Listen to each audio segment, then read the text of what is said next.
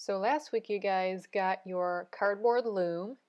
You made sure that you wrote your name in marker on the back, and you had a table buddy hold their finger so you could tie a diagonal line. That's the back, this is the front. Make sure you're weaving on the front. So this is what you're going to get from the buffet, which is a yarn bucket and extra hot dog buns. You'll know what those are in a couple minutes. So grab what kind of yarn you like, and then you're going to start pulling it off the skein and open your arms. That is an arm's length. You're going to cut it off when you have measured your arm's length. Put it back in the bucket, and on the top left part of the loom you're going to make a loop and then tuck the end under and through the loop to make a knot. Then you're going to find the other end of your yarn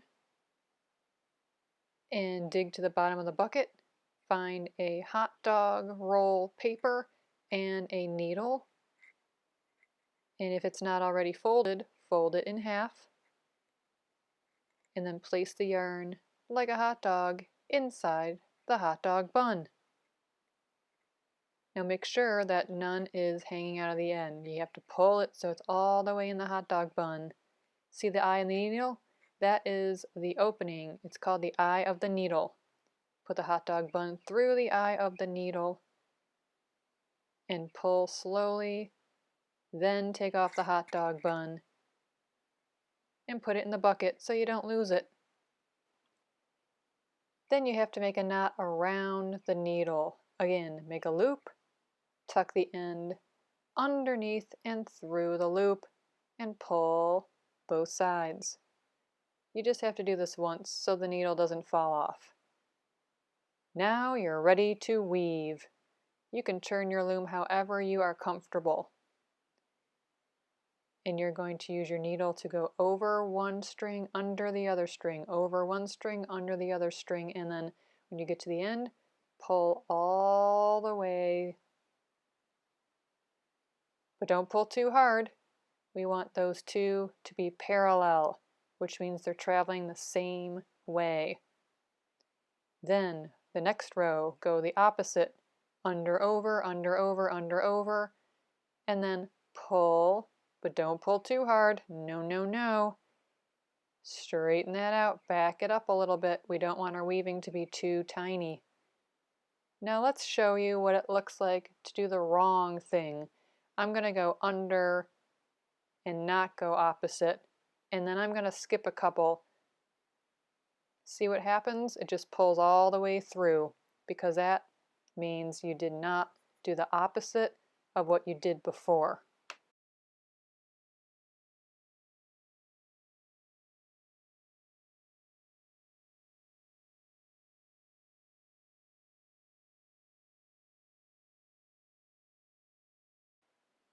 So now you can weave on your own, now that you know how to go opposite. Weave until it is time to clean up. Now if you do weave so much that you run out of yarn, that means you can cut another piece of yarn. Check out the tail. You have to make sure it's as long as your hand. If it's not, you have to pull some out to make a tail. Get another piece of yarn, whatever color you want. Remember, get an arm's length, and then lay the new piece next to the old piece. Make a loop with both of them.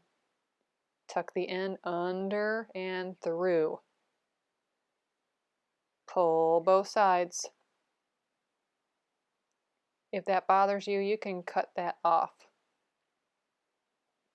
Now you're going to have to find the end of the new color, and just like before, use the hot dog bun and your needle.